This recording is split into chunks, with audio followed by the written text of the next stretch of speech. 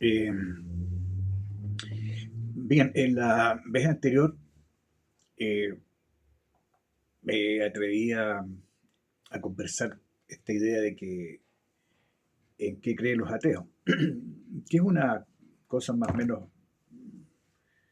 una pregunta que es muy frecuente y distintas miradas, autores, literatos la han abordado, o, o en simples ensayos. Pero esta vez me voy a poner un poco más atrevido y es un poco la idea que quisiera ir desarrollando en el futuro a medida que hay un ritmo que yo siga, que no siempre es muy sistemático, pero bueno, el ordenamiento lo dan también estos videitos que van quedando en el YouTube. Y esta oportunidad me gustaría reflexionar con ustedes. Son reflexiones, son tener a la vista algunos conceptos y darle un poco de neurona a eso. No se trata de conocimientos que yo tenga y que pueda exponerle el budismo es esto, este otro, y darle la historia del budismo. No, sería extremadamente irresponsable y pretencioso. Y probablemente personas muy calificadas que se han dedicado en el tema, ya sea desde el budismo o desde un espacio exterior con vistas a conocer, estudiar el budismo, puedan darse, digamos, esa capacidad. Pero en el caso mío, evidentemente los pocos minutos que uno puede utilizar en este espacio son revisar algunos conceptos del budismo que son extraordinariamente interesantes, muy interesantes. Y probablemente me gustaría este tema realizar tal vez varias videitos porque veo que es tanto el material, por así decir, que es imposible, digamos, abarcarlos todos de una vez. Se podría, pero en modo tan general que a veces ya no tiene mucho sentido, digamos. Más vale abordar cosas bien específicas para que nos hagan, por así decir, nos induzcan una reflexión. Pero primero, ¿qué es lo que es el budismo? ¿Es una religión?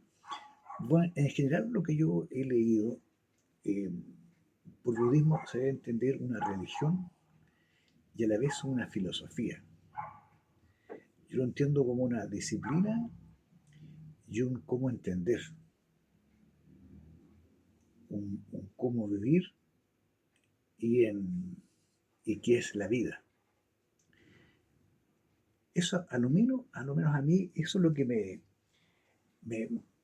me induce a poder reflexionar sobre qué es lo que es el budismo, si es religión o filosofía, pero es religión y filosofía a la vez. Es un poco lo que se, a lo menos que yo reflexiono. Ahora, ¿cuál es el origen del budismo? Lo más probable es que las ideas principales del budismo sean tan remotas en el pasado, en distintas culturas, que lo que hace el actual concepto de budismo no sea más que una síntesis de esta época, síntesis que puede provenir de distintas vertientes de la vivencia religiosa y de la idea religiosa y el concepto de vida de las religiones y el tema de la muerte y hacia otros espacios metafísicos de la, de, de la vida, en esto de existir, de ser. Pero esta gran síntesis se sucede cuando concurren todas estas variables, todas estas historias, estos canales de pensamiento, estos canales de conceptos, de temores, de esperanza, de necesidad de creer que se le atribuye al hombre desde lo más ancestral, concurre a la idea de que provienen de las enseñanzas de Siddhartha Gautama. Siddhartha Gautama, Buda. Eso es Buda. Entonces, budismo son las enseñanzas que nos entregó Buda.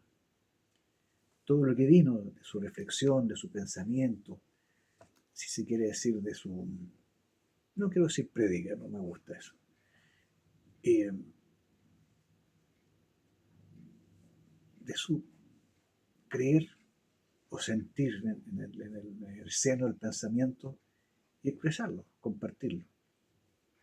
Entonces, ahora, uno podría preguntarse cuáles son los fundamentos, las cuestiones más íntimas del budismo que se comienzan, digamos, a desplegar en un pensamiento y en un mito, un proceder en el seno de lo que ya hemos denominado las enseñanzas de Buda.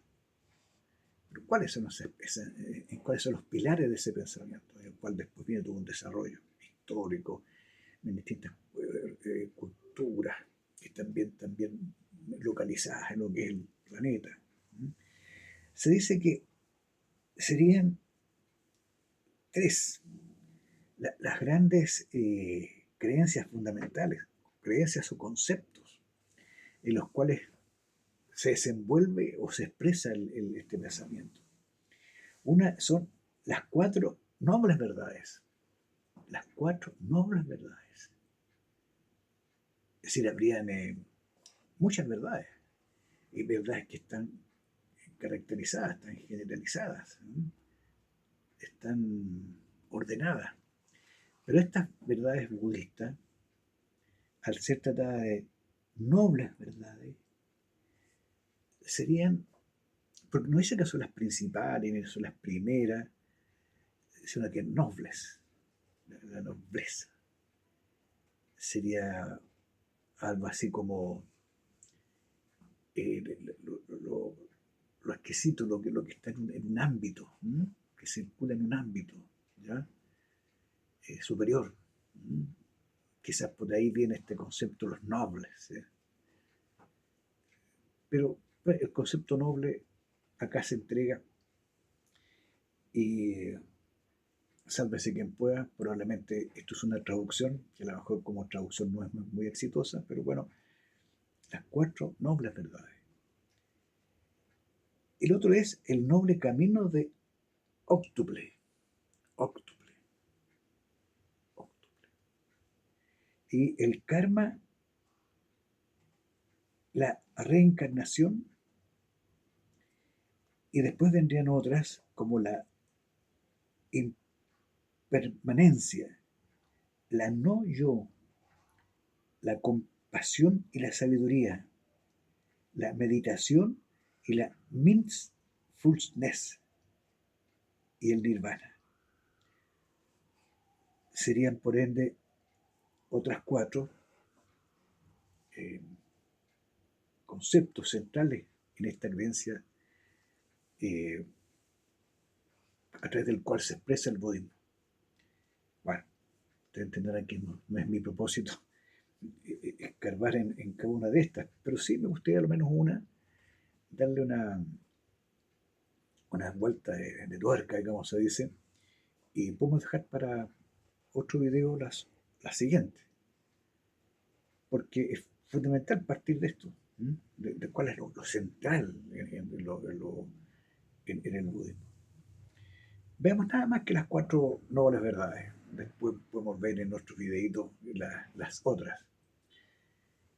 Dice, las cuatro nobles verdades son el dukkha, el dukkha. Si alguien maneja budismo y maneja bien el idioma, por favor, que tengan piedad de mí, pero yo así lo pronuncio. Dukkha.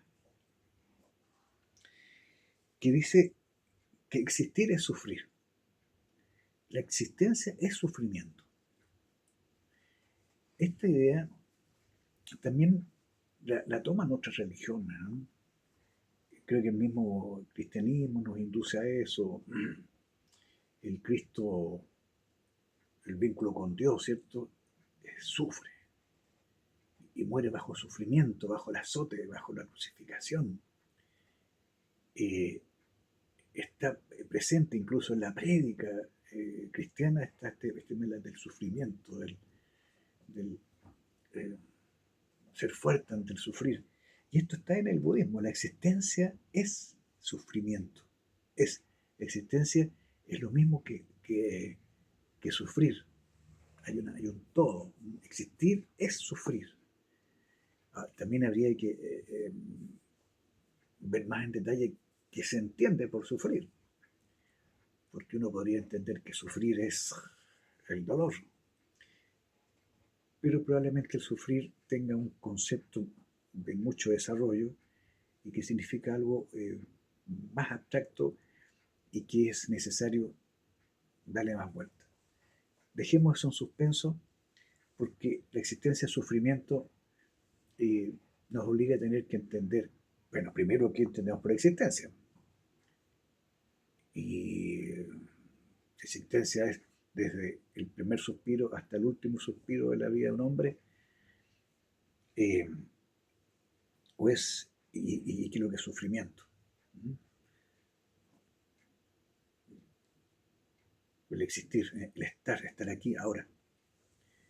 El mundo es la idea de que todo sufrimiento tiene una causa. Por alguna razón sufrimos. Y eso los budistas lo llaman de samudaya. Entender de que el sufrimiento tiene una causa. Ahora, las causas podrían ser físicas, podrían ser metafísicas, pero vuelvo, tendríamos que entender bien quién se entiende por sufrimiento en el budismo para poder entender bien esto de que el sufrimiento tiene una causa. Aquello que entendemos por sufrimiento de algún espacio intelectual viene. ¿Cuál es ese? El sufrimiento puede cesar en Niroda. Niroda. Es decir, el sufrimiento no puede ser tan intensivo siempre. ¿Ya? El sufrimiento puede cesar, incluso al decir cesar puede terminar. Es decir, se puede llegar a un estado de que no se sufre. A pesar de que decimos que la existencia del sufrimiento, que el sufrimiento tiene una causa, también yo puedo decirle que el sufrimiento se puede cesar, es una promesa. No se dice cómo, digamos, el sufrimiento cesa. Es un creer que cesa, pero también es una afirmación, puede cesar. Ahora, ¿cómo se cesa el sufrimiento? ¿De qué forma? ¿En qué momento? También es algo que queda abierto. Y dice que hay un camino para lograr el cese del sufrimiento, el maga. Hay un camino para lograr el cese del sufrimiento. La vida, en la existencia es sufrimiento, el sufrimiento tiene una causa, el sufrimiento puede cesar y hay un camino para lograr el cese del sufrimiento. Toda una dialéctica, todo un desarrollo del concepto de sufrimiento, que es al parecer la idea central del budismo al momento de las primeras verdades, las 4 grandes verdades o nobles verdades que los plantean. Sufrir, saber por qué sufrimos, esperar de que este sufrimiento cese o sea menor, y que para lograr eso hay un camino, hay una vía. Al parecer ya no están hablando de una mirada religiosa, es un ofrecimiento, por así decir, es una, es una, es una promesa, yo lo diría, que nos entregan que, no quiero decir fe, no quiero decir fe, convencernos que si hay una forma de vivir, una forma de estar en la existencia, ser en la existencia o estar en la existencia, nos permitiría lograr de que ese no tan solo cese, sino que logre el cese del sufrimiento, así que termine el sufrimiento. Bueno, quedémonos acá, sigamos en otro momento donde tendríamos que hablar ahora del noble camino que nos habló una de las grandes verdades.